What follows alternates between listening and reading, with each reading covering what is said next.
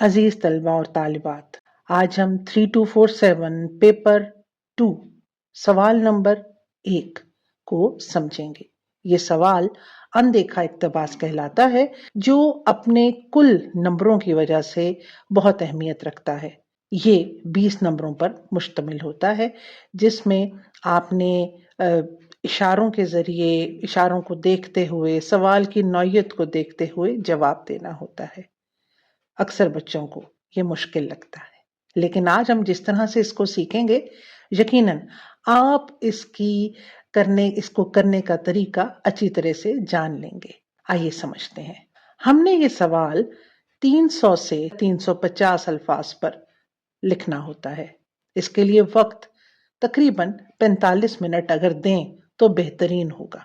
اچھا، اب یہ متن ہوتا کیا ہے؟ اچھا بچوں، متن شعری بھی ہو سکتا ہے اور نثری بھی ہو سکتا ہے، یعنی کہ آپ کو کچھ اشعار، کسی نظم کے چند اشعار یا پوری نظم دے دی گئی، یا پھر کسی افسانے کا، کسی مضمون کا کوئی ایک حصہ دے دیا گیا پڑھنے کے لیے، اور پھر کہا گیا کہ آپ اس پر تنقیدی جائزہ لکھیں۔ اس کے لیے سوال کے ساتھ ساتھ آپ کو 3 مخصوص نکات بھی سوال کے اندر ہی دیے گئے ہوتے ہیں جن کا خیال رکھتے ہوئے، جن کو اپنے جواب میں آپ نے شامل کرنا ہوتا ہے۔ اب ہم سوال کو سمجھتے ہیں۔ اچھا بچوں، سب سے پہلے تو آپ نے جب اپنے دیے گئے عبارت کو یا اشعار کو پڑھنا ہے تو اس کے مرکزی خیال کو ضرور ایک جگہ پہ لکھ لینا ہے، کیونکہ یہ تو اس جواب کی جان ہوتا ہے۔ اب ہم دیکھتے ہیں کہ ممتحن کیا چاہتا ہے ہم سے، کہاں سے اس نے ہمیں نمبر دینے ہیں۔ تو اگر ہم دیکھیں تو اس میں جو چھپے ہوئے معنی ہوتے ہیں، تنقیدی جائزہ جو ہوتا ہے وہ وہی ہوتا ہے، یعنی کریٹیکل انڈرسٹینڈنگ۔ مصنف کا اس میں پیغام کیا ہے، مقصدیت کیا ہے، اس جو بھی آپ کو کانٹینٹ ملا لکھنے کے لیے، جو بھی مواد دیا گیا ہے پڑھنے کے لیے، اس کے پیچھے مقصد کیا تھا۔ ظاہراً تو اگر اس نے آپ کو اوور کوٹ میں سے کچھ اٹھا کے دے دیا، اوور کوٹ گو کے سلیبس کا حصہ ہے، کوئی اور افسانہ دے دیا، یا آپ کو کوئی شعروں کا مجموعہ دے دیا، کوئی نظم دے دی، جیسے علامہ اقبال کی نظم ہمدردی ہے، وہ اندیکھے اقتباس میں دے دی۔ ایک پرندے اور ایک کیڑے کی گفتگو ہے، لیکن اس کے پیچھے مقصد کیا چھپا ہے، یعنی کہ ہمدردی کا جذبہ ابھارنا۔ تو ہم نے اس کا ہڈن میننگ، جو اس کے پیچھے میسج ہوتا ہے، وہ دیکھنا ہوتا ہے، تبھی تو ہم اس کا کریٹیکل انالیسس کر سکیں گے۔ ہم کو وہ ایک کہنا چاہیے کہ ناقد کی حیثیت سے ہم نے اس سوال کا جواب لکھنا ہوتا ہے۔ اور پھر جو سب سے ضروری ہے، شاعر کا یا مصنف کا اسلوب، ٹھیک ہے، کہ وہ لکھنے کا اس کا انداز کیا ہے، وہ کیا لکھنا چاہتا ہے۔ یہ سب چیزیں جب آپ کے اندیکھے اقتباس میں ہوں گی تو پھر آپ بہترین انداز سے لکھ سکیں گے، یعنی کہ جو شاعر یا مصنف کا انداز بیان ہے وہ کیا ہوتا ہے۔ انداز بیان کو اگر ہم دیکھیں تو اس کا ایکسپریشن ہوتا ہے، خیالات کے اظہار کرنے کا طریقہ، وہ کن الفاظ کا چناؤ کر رہا ہے، آسان الفاظ کا کر رہا ہے، مشکل الفاظ کا کر رہا ہے۔ پرانی جو ہے اردو، جو بہت سے الفاظ اس میں سے متروک یعنی کہ ختم ہو چکے ہیں، ہم استعمال نہیں کرتے، ان کا زیادہ استعمال کرتا ہے، تراکیب یا محاورات کا استعمال کرتا ہے۔ یہ سب کچھ اس کے انداز بیان میں آ جاتا ہے۔ اس کے علاوہ مصنف کی انفرادیت بھی، وہ خاص انداز، وہ لب و لہجہ جو ایک مصنف کو دوسروں سے ممتاز کرتا ہے۔ ہم دیکھتے ہیں کہ افسانہ لکھنے والے تو بہت سے ہیں، شاعری کرنے والے تو بہت سے ہیں، اور لیکن سب کا انداز مختلف ہے۔ غالب کا انداز بیان یقیناً آتش کے انداز بیان سے مختلف ہے، علامہ اقبال بالکل مختلف انداز سے لکھتے ہیں، تو سب کا انداز بیان منفرد ہوتا ہے دوسرے سے۔ یہ دونوں چیزیں مل کر اسلوب کہلاتی ہیں، جو کہ آپ کہہ سکتے ہیں کہ آپ کے اندیکھے اقتباس کی جان، کیونکہ انفرادیت ہی تو اس کو دوسروں سے ممتاز کرتی ہے، کسی بھی شخص کی، اس کی تحریر کی، وہ اس کا اسلوب اس کو باقی شاعروں یا مصنفین سے ممتاز کرے گا، اور یہ لکھنا بہت ضروری ہوتا ہے۔ تو سب سے پہلے اس میں آ جاتا ہے رمز و امائیت، یعنی کھلے الفاظ کی بجائے اشاروں اور کنایوں میں بات کرنا۔ شاعر سامنے آ کے وہ لفظ نہیں بیان کر رہا، وہ اپنا مدعا بیان نہیں کر رہا، اپنے دکھ کا اظہار نہیں کر رہا، لیکن وہ اشاروں کنایوں میں بات کر رہا ہے، تو ہم کہیں گے کہ شاعری میں اس شاعر کی شاعری میں رمز و امایت پائی جاتی ہے۔ اسی طرح سے موسیقیت، کسی بھی شاعری کی جان جو ہے وہ موسیقیت ہوتی ہے، اس کے اندر اگر ردھم ہے، موسیقی ہے، تو وہ شاعری بہترین شاعری کہلاتی ہے۔ اس کی ایک پلس کہنا چاہیے، اس کی ایک خوبی ہے۔ تو الفاظ میں اگر ردھم ہے، جیسے سائیں سائیں، بھائیں بھائیں کے الفاظ ہونا، تو وہ اس میں ردھم پیدا ہوتا ہے، یہ بھی ایک خوبصورتی پیدا کرتا ہے۔ اسی طرح سے کچھ ہم دیکھتے ہیں جیسے حمد ہے یا کچھ ایسی نظمیں جو تصوف پر ہوتی ہیں۔ اکثر غزلیں بھی آپ کو پتا ہے کہ اگر ایک جگہ عشق حقیقی کی بات ہوتی ہے تو دوسری جگہ عشق مجازی کی، تو عشق حقیقی غزلوں میں بھی ہے۔ تصوف، اللہ کی پہچان، روح اور خالق کا تعلق، روحانی، جس میں ہمیں روحانیت ملتی ہے، تو ہم کہیں گے کہ شاعر کا جو ہے اس میں روحانیت کا عنصر بھی پایا جاتا ہے۔ رومانیت بھی ہم دیکھتے ہیں کہ انسان کی جو تخیل کی پرواز اور جذبات کا خوبصورت اظہار جو اگر نظر آتا ہے کسی کی شاعری میں، تو ہم کہیں گے اس میں رومانیت پائی جاتی ہے۔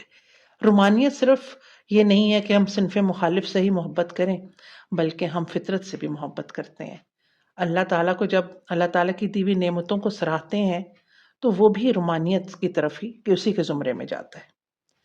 اچھا، جو سب سے خوبصورت چیز ہوتی ہے، اکثر بچے جو ہوتے ہیں وہ بڑے آرام سے اس کا اندازہ بھی لگا لیتے ہیں، تشبیہات اور استعارات۔ ہم نے جب کسی بھی نظم کو پڑھنا ہے تو بیسیکلی ہم اس کا پوسٹ مارٹم کر رہے ہوتے ہیں۔ ہم جب پہلی ریڈنگ آپ کرتے ہیں تو ضرور آپ دیکھیں کہ اس میں تشبیہ اور استعارات ہیں، ان کو وہاں پر ہی آپ خط کشید کر لیجئے۔ تشبیہات اور استعارات تو آپ بخوبی واقف ہوں گے کہ ایک چیز کو دوسری جیسی قرار دینا، جیسے آنسوؤں کو موتی کہنا۔ اس کے اوپر ایک مکمل شعری محاسن کے اوپر اور تراکیب کے اوپر ایک ویڈیو جلد ہی آپ تک پہنچے گی، جس میں آپ کو تمام ان کے شعری محاسن کے بارے میں وضاحت سے بتایا جائے گا، تاکہ آپ کے لیے ان کی نشاندہی کرنا آسان ہو۔ کسی بھی مصنف کی، خاص طور پہ شاعری کی بھی، جو ایک بنیادی خصوصیت ہوتی ہے وہ سلاست اور روانی ہوتی ہے، یعنی کہ سادگی ہو اور جو پڑھنے والا ہے اس تک بات فوراً پہنچ جائے، کیونکہ یہ تمام جو بھی لکھا جاتا ہے، اردو ادب ہو یا کوئی بھی ادب ہو، وہ ایک عام انسان کے لیے لکھا جاتا ہے، عوام کے لیے لکھا جاتا ہے۔ تو اگر قاری اس کو جلد سمجھ لے گا اور اس میں روانی ہوگی، کوئی بہت زیادہ پیچیدہ فلسفہ نہیں ہوگا، تو یہ بھی کسی بھی تصنیف کی یا اس کی نظم یا غزل کی کامیابی کی ضمانت ہوتا ہے۔ تو اگر ہمیں ایسی کوئی نظم نظر آتی ہے تو ہم لکھیں گے کہ اس میں سلاست اور روانی پائی جاتی ہے۔ آئیے اب نثر کے اسلوب کی تشخیص کرتے ہیں کہ ہم کون سے ایسے عوامل ہیں جن کے ذریعے ہم کسی بھی نثر نگار کے اسلوب کو پہچان سکیں گے اور اس کو نشاندہی کرتے ہوئے اس کی انفرادیت کو بیان کر سکیں گے۔ تو اس میں منظر کشی، ایسا انداز بیان کہ پڑھنے والے کے ذہن میں پوری تصویر بن جائے، آپ کو ایسا لگے کہ آپ ایک ایسی 3D ورلڈ میں ہیں جس کے چاروں طرف وہ جو افسانہ ہے یا وہ کہانی ہے، یہاں تک کہ نظم بھی بعض اوقات ایک فلم کی طرح گھوم رہی ہے، تو ہم کہیں گے کہ ان کی شاعری میں یا ان کے افسانے میں خوبصورت منظر کشی کی گئی ہے۔ جیسے کہ میں پھر حوالہ اوور کوٹ کا دوں گی کہ اس میں کتنی خوبصورت جگہ جگہ منظر کشی کی گئی ہوئی ہے۔ اسی طرح سے پھر ہمدردی کا ہی حوالہ دوں گی کہ ہمدردی نظم میں ہم دیکھتے ہیں کہ خوبصورت منظر کشی ہے، جس میں لگتا ہے کہ سچ مچ رات کا اندھیرا ہے۔ اور اسی طرح سے اقبال کی نظم ایک آرزو، تو وہ سچ مچ لے جاتی ہمیں کہ ہم وادیوں میں ہیں اور سچ مچ ایک شخص آرزو کر رہا ہے کہ میرے پاس ایک چھوٹا سا جھونپڑا ہو اور پانی کو چھو رہی ہو جھک جھک کے گل کی ٹہنی، جیسے حسین کوئی آئینہ دیکھتا ہو۔ تو ہماری آنکھوں کے سامنے ایک منظر ابھر آتا ہے کہ سچ مچ پانی کو ایک پھولوں سے بھری ٹہنی جھک کے اس کو چھو رہی ہے۔ تو یہ ایک شاعر کا، ایک مصنف کا کمال ہی تو ہوتا ہے۔ اچھا، منظر کو جو چیز سب سے خوبصورت کرتی ہے، جو اس کو خوبصورت منظر میں تبدیل کرتی ہے، وہ جزیات نگاری ہوتی ہے۔ اگر چھوٹی چھوٹی تفصیلات بیان ہوں گی تو منظر اور خوبصورت ہوگا، جیسے ٹوٹی ہوئی کرسی کا ہتھا اور میز پر رکھی اینٹیں، یہ چھوٹا چھوٹا لکھیں گے تو وہ ہر چیز کے جز لکھیں گے تو وہ چیز تصویر ابھر کے سامنے آ جاتی ہے۔